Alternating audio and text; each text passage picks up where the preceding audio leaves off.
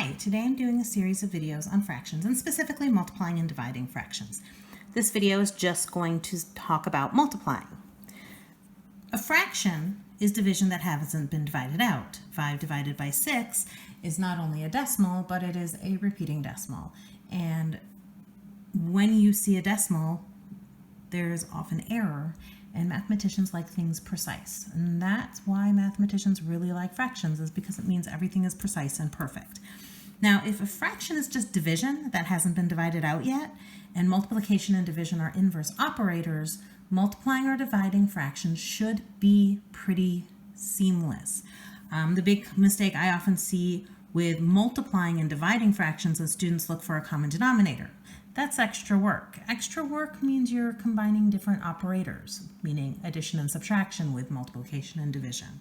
You're not looking for a common denominator. All we're doing is multiplying. All we're doing is we're saying 5 times 7 in the numerator. All we're doing is saying 6 times 9 in the denominator, giving us 35 over 54. Now, you always should reduce your fraction, but 35, 5 and 7, doesn't reduce with anything that goes into 54, which is several 3's and a 2. When you're reducing your fraction, you can also often look at your fractions before you multiply and reduce before you multiply. So for instance, I have negative 12 over 16. I can reduce that fraction and make it, dividing a 4 out of numerator and denominator, I can make it negative 3 over 4.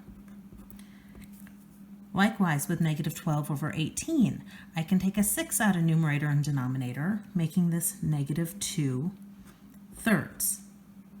At this point, I obviously can do more reducing. I could multiply and then reduce. I'm going to go with the reducing. The first thing I'm going to do is a negative times a negative is a positive, so I'm just going to mark those both as positive right away so I don't accidentally get a negative answer. And then 3 divided by 3 is 1, and so I can reduce those. 2 goes into 4. 2 divided by 2 is 1. 4 divided by 2 is 2. Now I have 1 times 1 in the numerator, 2 times 1 in the denominator, and my answer becomes 1/2.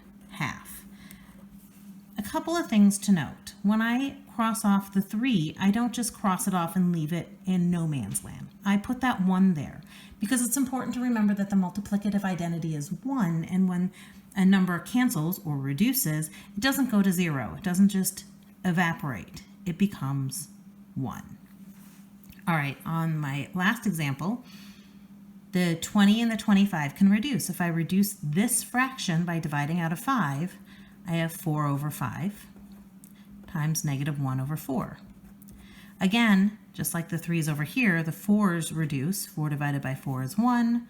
4 divided by 4 is 1. 1 times negative 1 is a negative 1. 5 times 1 is 5. And I have my answer.